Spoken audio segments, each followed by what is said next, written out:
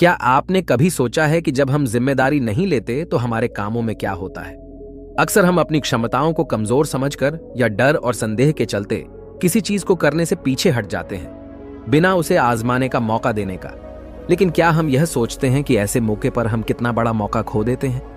इस वीडियो में हम देखेंगे कि जब हम जिम्मेदारी से मुकरते हैं तो हम स्वयं को अपने पूरे पोटेंशियल को पहचानने और प्राप्त करने का मौका बर्बाद करते हैं। जिम्मेदारी लेने के बजाय हम अपने कामों को अधूरा छोड़कर स्वयं को नकारने से बचते हैं और इससे हमारे जीवन में निरंतर संकोच और आत्म संकट की भावना बनी रहती है। ये वीडियो आपको यह सिखाएगा कि जब हम खुद पर और अपनी क्षमताओं पर विश्वास करते हैं तो हम किसी भी चुनौती का सामना कर सकते हैं और कैसे हमारे कामों में चमत्कार हो सकता है। तो चलिए बिना किसी देरी के कहानी शुरू करते हैं। एक छोटा सा गांव था। उस गांव में एक व्यक्ति रहा करता था। उस व्यक्ति को भी यही तकलीफ थी। वह हमेशा खुद की क्षमताओं पर शक किया करता था। वह हमेशा दुविधा में रहता था। जो काम वह करता था वह काम उसे बिल्कुल भी पसंद नहीं था। वह तो उस काम को केवल मजबूरी में किया करता था ताकि उसका घर परिवार आसानी से चल सके, उन्हें 2 वक्त की रोटी मिल सके, उनका पेट भर सके। और वह हमेशा सपनों में ही खोया रहता कि किसी न किसी दिन उसे बहुत सारा धन मिल जाएगा और वह उस नगर का सबसे अमीर आदमी बन जाएगा। उसके पास वह सब कुछ होगा जो एक धनी व्यक्ति के पास होता है। सारी सुख सुविधाएं होंगी। उसके पास किसी चीज की कोई कमी न होगी। मन में यही ख्याल लिए वह हमेशा अपने भगवान की पूजा किया करता। वह हमेशा यही सोचा करता कि मेरे ईश्वर के आशीर्वाद से उसके जीवन में चमत्कार घटेगा और वह बहुत धनी व्यक्ति बन जाएगा। इसीलिए वह दिन रात सुबह शाम केवल अपने इष्ट की पूजा करता, उनकी भक्ति में खोया रहता। और जब भी कोई उसे किसी कार्य के लिए कहता तो वह यही कहता, जो होगा वही करेंगे, मैं भला कौन हूं, करने वाले तो सब वही है। लेकिन वास्तविकता में उसके मन के भीतर एक दुविधा थी। कुछ भी करने के लिए वह हमेशा दुविधा में फंसा रहता था। वह कभी किसी निर्णय पर पहुंच ही नहीं पाता था और जब भी वह किसी कार्य को पूर्ण नहीं कर पाता था तब भी उसके पास तरह तरह के बहाने हुआ करते थे। जैसे, मैंने तो बहुत कोशिश की किंतु यह कार्य पूर्ण हो ही नहीं सकता, यह कार्य करना तो असंभव है, यह कार्य बहुत कठिन है। इस तरह के उसके पास कई तरह के बहाने थे जिससे वह खुद को समझा दिया करता। उसकी पत्नी और उसके घर वाले उसे ताना मारा करते, उसे तरह तरह की बातें सुनाया करते, लेकिन वह व्यक्ति कुछ करने का नाम ही नहीं लेता था। एक दिन उसकी पत्नी उस व्यक्ति से कहती है, अरे तुम कुछ करते क्यों नहीं? आखिर हमारा परिवार ऐसे कब तक चलेगा? तुम जो मजदूरी करके पैसे लाते हो उसमें घर का खर्च नहीं चल पाता। आखिर तुम कुछ और काम क्यों नहीं करते? इस पर वह व्यक्ति कहता है, जैसे मालिक की इच्छा, वह जैसा रखना चाहेंगे हमें वैसे ही रहना होगा। मैं चाहे कितना भी प्रयास क्यों ना कर लूं, लेकिन मैं उससे अधिक धन नहीं कमा सकता जब तक कि मेरे मालिक न चाहें। एक दिन उसका बच्चा बहुत बीमार पड़ गया और उसे अच्छे इलाज की आवश्यकता थी, लेकिन उस व्यक्ति के पास धन नहीं था। तभी उसकी पत्नी रोते हुए उस व्यक्ति के पास आई और कहने लगी, अरे जाइए ना, कुछ पैसों का बंदोबस्त कीजिए ना, हमारा बच्चा यूं ही मर जाएगा। इस पर व्यक्ति कहता है, अरे पगली, तू चिंता क्यों करती है? इसे कुछ नहीं होगा। मेरे ईश्वर मेरे साथ है और वह इसे बचा ही लेंगे। वह ऐसा कुछ नहीं होने देंगे। आखिर मैं उनकी इतनी पूजा करता हूं, दिन रात उनकी आराधना करता हूं, उनकी भक्ति करता हूं, इसलिए हमारे बच्चे को कुछ नहीं होगा। तू चिंता मत कर। अपने पति की यह बात सुनकर उस व्यक्ति की पत्नी घर से बाहर निकली और उसने हर जगह हाथ पैर मारे। हर जगह लोगों से बात की, लोगों से धन मांगा, लोगों से मदद मांगी, लेकिन किसी ने उसकी मदद नहीं की। उसे कहीं से भी धन नहीं मिला और थक हार कर वो घर वापस आ गई। इधर वह व्यक्ति अपने ईश्वर के भजन गा रहा था, उनसे प्रार्थना कर रहा था कि वह उसके बच्चे को स्वस्थ कर दे। बच्चा पीड़ा के कारण लगातार रोए जा रहा था। उसकी पीड़ा असहनीय होती जा रही थी, जिस कारण उसका चीखना चिल्लाना और भी बढ़ता जा रहा था। काफी समय तक वह बच्चा चीखता चिल्लाता रहा, लेकिन उस व्यक्ति को तनिक भी फर्क नहीं पड़ा और अचानक उस बच्चे का चीखना चिल्लाना बिल्कुल शांत हो गया। जैसे ही उस बच्चे की आवाज बंद हुई, यह देखकर वह व्यक्ति सोचने लगा कि लगता है मेरे प्रभु ने मेरे बच्चे को ठीक कर दिया। उसने प्रभु का धन्यवाद किया और कहा, मैं जानता था आप मेरे बच्चे को जरूर स्वस्थ कर देंगे। आखिर मैं आपकी इतनी पूजा करता हूं, आपकी इतनी आराधना करता हूं। मैं जानता था आप मेरा साथ कभी नहीं छोड़ेंगे। अपने बच्चे की आवाज न आती हुई देख उसकी पत्नी उस बच्चे के पास पहुंची और जोर से चिल्लाकर उस बच्चे को उसने अपने गले से लगा लिया और जोर जोर से रोने लगी। तब जब उसने यह सब देखा तो उस व्यक्ति को यह एहसास हो चुका था कि उसके भगवान ने उस बच्चे को नहीं बचाया था, बल्कि अब उसका बच्चा इस दुनिया में नहीं रहा। और जब उसे एहसास हुआ तब उसे बहुत गहरा धक्का लगा। उसे यह समझ नहीं आ रहा था कि आखिर यह कैसे हो सकता है। वह तो अपने प्रभु की इतनी भक्ति करता है, इतनी आराधना करता है, फिर आखिर यह सब कैसे हो गया। उसके मन में ऐसे कई प्रकार के प्रश्न उत्पन्न हो रहे थे और उन प्रश्नों को लेकर वह यहां वहां भटकता रहा। और ऐसे ही कई दिन बीत गए। दिन के बाद हफ्ते और हफ्तों के बाद महीने बीत गए, लेकिन अब तक उसे उसके प्रश्नों का कोई उत्तर नहीं मिला था। जब भी किसी से इसके बारे में बात करता तो हर कोई उसे केवल एक ही जवाब देता कि लगता है तुम्हारी भक्ति में कोई कमी रह गई थी। शायद इसी कारण ईश्वर ने तुम्हारी नहीं सुनी। लेकिन उसे किसी की बात पर कोई यकीन नहीं था। उसे उस जवाब से कोई संतुष्टि नहीं मिल रही थी। वह अपने बच्चे को खोने के कारण बहुत तकलीफ में था। मन ही मन वह पूरी तरह से टूट चुका था। एक दिन वह किसी मार्ग से होता हुआ कहीं जा रहा था, लेकिन तेज धूप के कारण वह एक पेड़ की छांव में बैठ गया और वहां पर बैठकर अपने बच्चे को याद करके जोर जोर से रोने लगा। उसी मार्ग से एक साधु होकर गुजर रहे थे। उन्होंने जब उस व्यक्ति के रोने की आवाज सुनी तो वह उसके पास पहुंचे और उस व्यक्ति से कहते हैं, क्या बात हो गई? आखिर तुम इतने जोर जोर से इस तरह रो रहे हो? क्या कोई संकट आन पड़ा है? आखिर क्या बात है, मुझे बताओ। इस पर उस व्यक्ति ने अपनी सारी बातें उन साधु को बता दी और साधु से कहता है, हे गुरुवर, आखिर इसने मेरी क्या गलती है? आखिर मैंने क्या किया? मेरी पत्नी मुझे मेरे बच्चे की मौत का जिम्मेदार ठहराती है। आप ही बताइए, भला मैं अपने बच्चे को क्यों मारना चाहूंगा? मैं तो बस ईश्वर से उसकी सलामती के लिए दुआ मांग रहा था। तो क्या मैंने गलत किया है? तभी उन गुरुवर ने उस व्यक्ति से कहा, यदि तुम्हारे बच्चे को इलाज मिल जाता तो क्या वह ठीक हो जाता? इस पर वह व्यक्ति कहता है, हां, अवश्य ठीक हो जाता। तभी वह साधु उस व्यक्ति से कहते हैं, तो आखिर तुमने इलाज क्यों नहीं करवाया? इस पर व्यक्ति कहता है, गुरुवर, मेरे पास इतना धन नहीं था कि मैं उसका इलाज करवा सकूं। तभी गुरुवर उस व्यक्ति से कहते हैं, तुम्हारे पास धन क्यों नहीं था? तभी वह व्यक्ति इसका जवाब देते हुए कहता है, गुरुवर, जहां मैं काम करता हूं वहां पर मुझे बहुत ही कम तनख्वाह मिलती है और इससे मेरा घर बड़ी मुश्किल से चल पाता है। ऐसे में मैं भला अधिक धन कहां से जोड़ सकता हूं? तभी वह व्यक्ति से कहते हैं, यदि तुम्हारी बच्चे की मृत्यु धन न होने के कारण हुई है तो तुम ईश्वर को क्यों दोष दे रहे हो? उसने तो नहीं कहा था कि तुम अधिक धन मत कमाओ। उसने तो तुमसे नहीं कहा था कि तुम वहीं पर काम करते रहो जहां पर तुम्हें कम तनख्वाह मिलती है। ईश्वर ने तो तुमसे नहीं कहा था कि तुम मेरे भरोसे बैठो।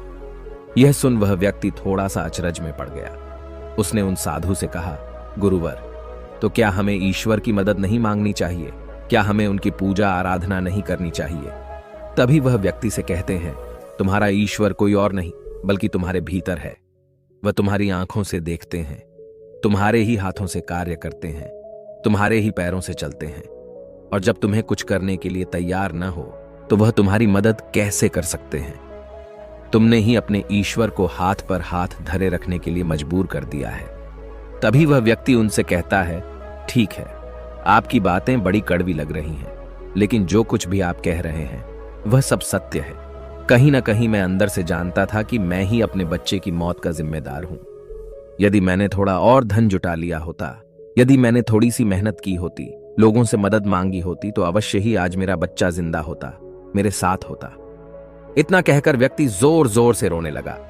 कुछ देर रोने के बाद फिर से शांत होकर गुरु से कहता है, गुरुवर, जब भी मैं कोई कार्य करने जाता हूं तो मेरे पास इतने साधन नहीं होते थे, न ही धन होता था, न ही किसी का सहयोग मिलता था। और जब भी मैं कोई कार्य करने जाता तो मेरे मन में एक शंका होती, एक संकोच होता कि क्या मैं इस कार्य को कर सकूंगा या नहीं। तभी वह साधु उस व्यक्ति को एक पेड़ की तरफ इशारा करके कहते हैं, क्या तुम पेड़ पर चढ़ना जानते हो? व्यक्ति कहता है, नहीं गुरुवर, मैं आज तक कभी भी पेड़ पर नहीं चढ़ा और न ही मैं पेड़ पर चढ़ना जानता हूं, किंतु आप मुझसे यह क्यों पूछ रहे हैं? इस पर वह साधु कहते हैं, अभी बताता हूं। उन्होंने पास में बैठे हुए एक कुत्ते को एक पत्थर मारकर क्रोध दिलाया और वह तुरंत ही पास वाले पेड़ पर चढ़कर बैठ गए। और अब उस कुत्ते के सामने वह व्यक्ति था। उस कुत्ते ने क्रोधित होकर उस व्यक्ति को दौड़ाया। उस व्यक्ति को कुछ समझ नहीं आ रहा था, वो बस तेजी से भागता जा रहा था। तभी उसे अचानक एक पेड़ नजर आया। वह व्यक्ति उस पर जाकर तुरंत चढ़ बैठा। कुछ देर बाद जब कुत्ता वहां से शांत होकर चला गया, तब साधु उस व्यक्ति के पास आए और उस व्यक्ति से कहते हैं, क्या हुआ? तुम तो कह रहे थे कि तुम्हें पेड़ पर चढ़ना नहीं आता, फिर तुम इस पेड़ पर कैसे चढ़ गए? इस पर व्यक्ति कहता है, गुरुवर न जाने क्यों, लेकिन अचानक ही मैं इस पेड़ पर चढ़ बैठा। मैं नहीं जानता ये मैंने कैसे किया, लेकिन मुझे अपनी जान बचाने के लिए यह करना ही पड़ा। इस पर वह साधु तो मुस्कुराने लगे और उस व्यक्ति से कहते हैं, मजबूरी व्यक्ति से सारे काम करा लेती है, फिर चाहे वह उसे कार्य पसंद हो या ना हो। जब तुम्हारी जान पर बन आई तो तुम इस पेड़ पर चढ़ बैठे। आखिर उस वक्त तुमने अपने ईश्वर को क्यों नहीं याद किया? तुम्हें उन्हें अपनी मदद के लिए क्यों नहीं बुलाया? तुम चाहते तो वहीं पर बैठकर अपने ईश्वर को याद कर सकते थे, उन्हें अपनी रक्षा के लिए बुला सकते थे, लेकिन तुमने ऐसा नहीं किया। तुम अपनी जान बचाने के लिए उस पेड़ पर बड़ी सरलता से चढ़ गए, क्योंकि बात तुम्हारी जान की थी। लेकिन जब तुम्हारे बच्चे की जान दांव पर लगी थी, तब तुम ईश्वर से आराधना कर रहे थे, उनसे प्रार्थना कर रहे थे कि वह तुम्हारे बच्चे की जान बचा लें। तुम अपने जिम्मेदारी से भाग रहे थे, पर अगर तुम उस जिम्मेदारी को निभाते तो आज हालत कुछ और होती।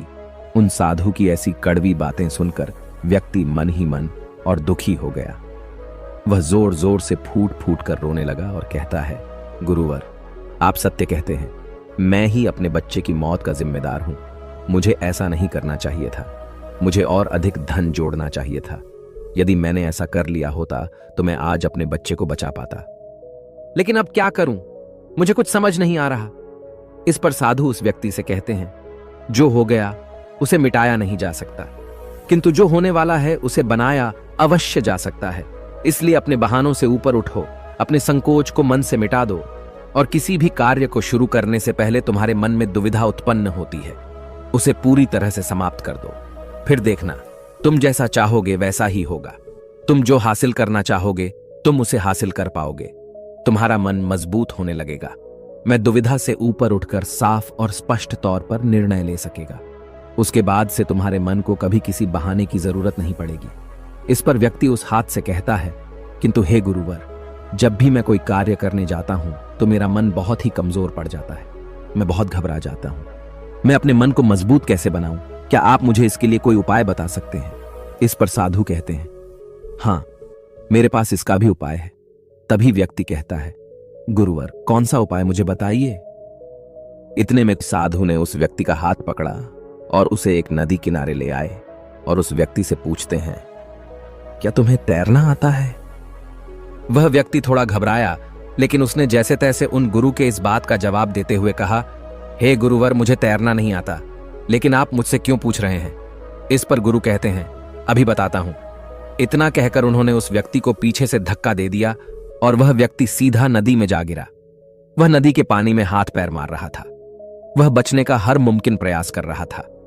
जब उन साधु ने देखा कि वह व्यक्ति डूबने लगा है तो उन्होंने जाकर उसे उस पानी से बाहर निकाला। वह व्यक्ति जैसे ही बाहर आया तो वह हाँफने लगा। वह घबराया हुआ था, बहुत डरा हुआ था। जैसे तैसे उसने हिम्मत की और वह खड़ा हो गया। अब की बार वह साधु को देखकर बहुत घबरा चुका था, बहुत डर चुका था। वह उन्हें देखते ही भागने का प्रयास करने लगा, लेकिन एक बार फिर उन साधु ने उसे जबरदस्ती पकड़कर नदी में धक्का दे दिया। वह नदी में हाथ पैर मारने लगा ताकि कोई उसे बचा ले। वह जोर से चिल्लाने लगा, बचाओ बचाओ, लेकिन आसपास कोई न था।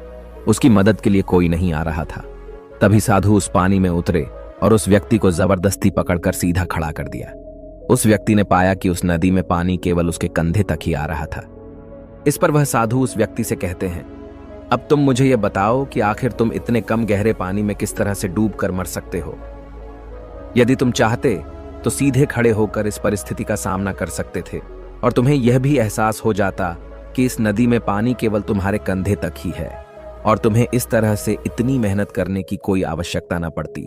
न ही तुम घबराते और न ही इस परिस्थिति से भागने का प्रयास करते। किंतु तुम्हें हमेशा से केवल एक डर का सामना किया है, और वह यह है कि यदि तुम नदी में गिरे और तुम्हें तैरना नहीं आता तो तुम्हारी मृत्यु निश्चित है। और यही कारण है कि तुम सही स्थिति का पता नहीं लगा पा रहे थे।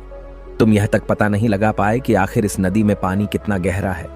एक बार फिर साधु उस व्यक्ति को नदी से बाहर लाए और थोड़ा देर इंतजार करने के बाद उन्होंने एक बार फिर उस व्यक्ति को उस नदी में धक्का दे दिया।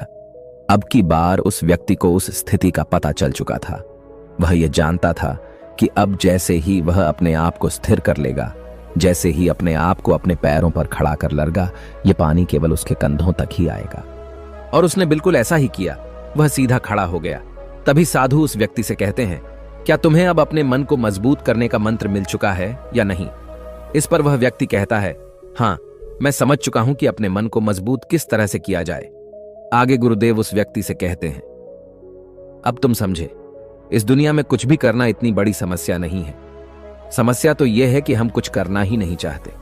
जब भी हमें डर लगे या कोई समस्या खड़ी हो तो हमें उसमें उतरकर देखना चाहिए, उसका आकलन करना चाहिए, उसे समझना चाहिए, जब तक कि वह समस्या संभावना न बन जाए और तुम्हारे भीतर से उस परिस्थिति का सामना करने का डर निकल न जाए।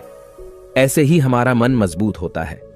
आज तुम्हारे पानी का डर समाप्त हुआ है, लेकिन वास्तविकता तो यह है कि तुम अब भी तैरना नहीं जानते, और जब तक तुम तैरना नहीं जान सकोगे तुम गहरे पानी में उतर नहीं सकोगे।